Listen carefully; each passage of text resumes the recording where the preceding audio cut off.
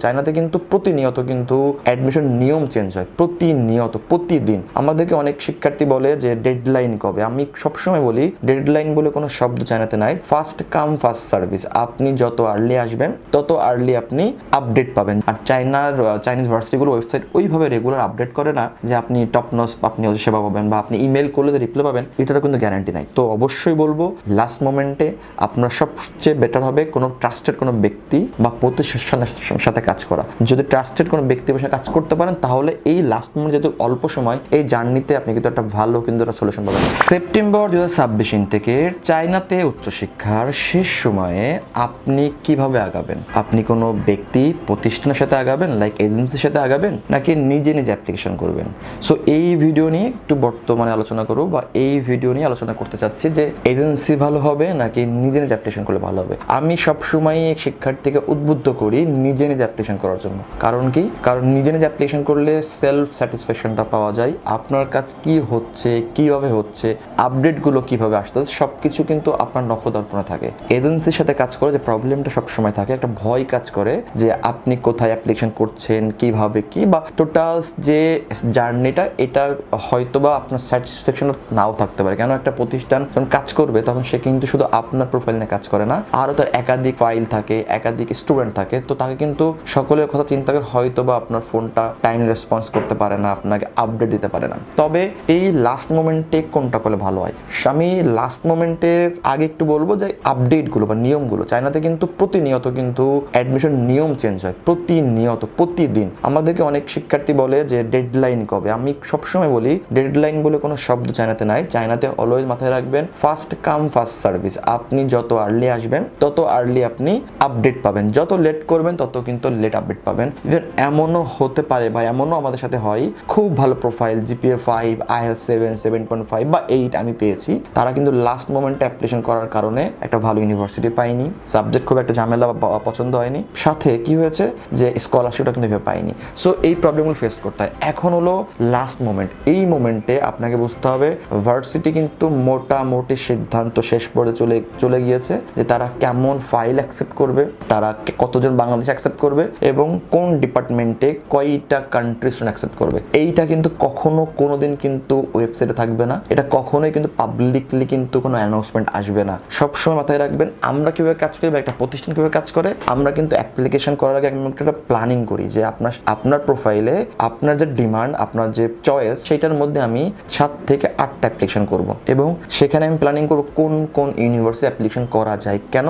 যেহেতু ভার্সিটির সাথে আমরা রেগুলার কানেক্টেড বা প্রতিদিন যোগাযোগ করছি কোনো না কোনো স্টুডেন্টের ব্যাপার নিয়ে, কোনো না কোনো সমসাময়িক ইস্যু নিয়ে, সেই ক্ষেত্রে আমরা বুঝতেছি। লাইক আমার একটা স্টুডেন্ট আমি অ্যাপ্লিকেশন করেছি একটা ইউনিভার্সিটি, আমি উদাহরণ দিচ্ছি, নাম বলি ভার্সিটির, বাট আমি অ্যাপ্লিকেশন করেছি অনেকগুলো, মোটামুটি আমি 70% রিজেকশন পেয়েছি। বাট তখন আমি ভার্সিটিকে জিজ্ঞাসা করলাম রিজনটা কি, এত রিজেকশন আসার কারণ অ্যাপ্লিকেশন করলে তো আমাদেরই তো টাইম ওয়েস্ট হচ্ছে, আমাদেরই তো পয়সা খরচ যাচ্ছে। ভার্সিটি বললো আমাদের রিকোয়ারমেন্ট হলো আমরা এই বছর 4.8 GPA এর নিচে শিক্ষার্থী নিব না, এটা ব্যাচেলর স্টুডেন্টের জন্য।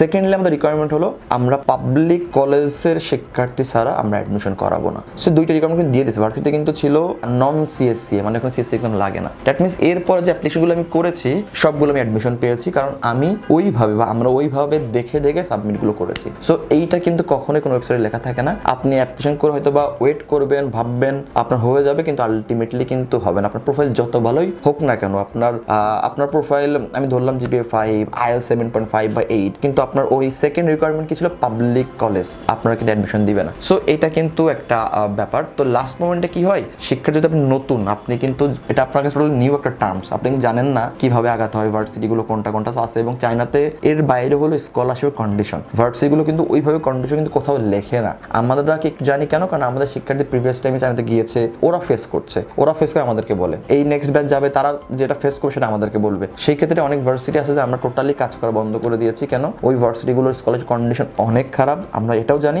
90% মার্ক রাখতে পারলেও ওখানে কন্ডিশন, মানে ওখানে স্কলারশিপ থাকবে না। সেক্ষেত্রে আমরা কিন্তু ওখানে স্টুডেন্ট কিন্তু পাঠাই না। সো এই জিনিসগুলো কোথাও লেখা থাকবে না, এই জিনিসগুলো আপনি বুঝতে পারবেন না। আর চাইনিজ ভার্সিটিগুলো ওয়েবসাইট ওইভাবে রেগুলার আপডেট করে না যে আপনি টপ নচ আপনি সেবা পাবেন বা আপনি ইমেল করলে যে রিপ্লাই পাবেন, এটারও কিন্তু গ্যারান্টি নাই। তো অবশ্যই বলবো লাস্ট মোমেন্টে আপনার সবচেয়ে বেটার হবে কোনো ট্রাস্টেড কোনো ব্যক্তি বা প্রতিষ্ঠানের সাথে কাজ করা। যদি ট্রাস্টেড কোনো ব্যক্তির সাথে কাজ করতে পারেন তাহলে এই লাস্ট মোমেন্ট যেহেতু অল্প সময়, এই জার্নিতে আপনি কিন্তু একটা ভালো কিন্তু একটা সলিউশন পাবেন। আমি রিসেন্টলি যদি বলি একটা স্টুডেন্টের কথা, যে 7 দিন আগে আমরা ফাইল পেয়েছি, অনেকের অ্যাডমিশন আসেনি, বাট আলহামদুলিল্লাহ তার একটা অ্যাপ্লাই করে তার আমরা একটা অফার লেটার পেয়েছি। তার আরো অপশন আছে, বাট আমরা নিশ্চয়ই 7 দিনের মধ্যে একটা অফার লেটার পেয়েছি। সো এইগুলো কিন্তু ব্যাপার কাজ করে। সেই শিক্ষার্থী কিন্তু সিএসসি এক্সামও দেয়নি, উইথাউট সিএসসি এক্সামে। সো আপনাকে বুঝতে হবে যে আমরা বুঝতে পারি যে ভার্সিটি কয়টা শিক্ষার্থী নেবে, কয়জন ফিমেল নিবে, কয়জন মেল নিবে, কোন ডিপার্টমেন্টে কয়টা সিট ফাঁকা আছে। মানে এমনও হয় ভার্সিটি আমাদেরকে আগে থেকে বলে দেয় যে আপাতত এই প্রোফাইলগুলো অ্যাপ্লিকেশন করো না, আপাতত এইগুলো করো। কেন? ইদানিংকালে চায়নার ম্যাক্সিমাম ভার্সিটিতে, ভালো ভালো ভার্সিটিগুলোতে কিন্তু অ্যাপ্লিকেশন ফিস কিন্তু চার্জ করে। আগে করতো না, এখন ম্যাক্সিমাম ভার্সিটি করে।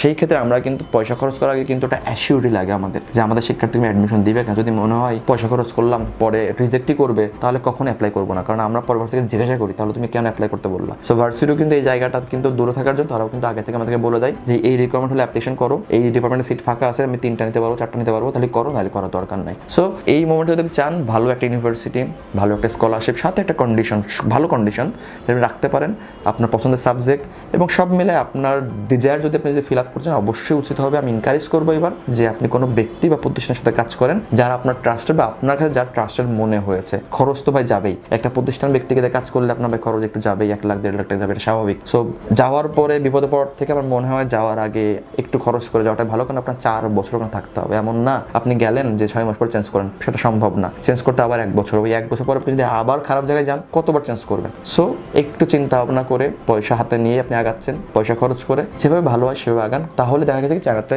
4টা বছর আপনি স্মুথলি পেইনলেস ভাবে পড়াশোনা শেষ করে আসতে পারছেন। চায়না উচ্চশিক্ষা নিয়ে যদি আপনার আরো কোনো প্রশ্ন থাকে, আগ্রহ থাকে বা জানার থাকে, চাইলে আপনি আমাদের অফিসে আসতে পারেন, হোয়াটসঅ্যাপ কল করতে পারেন। আমরা ওয়াইডার ওয়ার্ল্ড কনসালটেন্সি 7 বছরের বেশি সময় ধরে চায়নার বিভিন্ন ইউনিভার্সিটি স্কলারশিপ নিয়ে কাজ করে আসছি।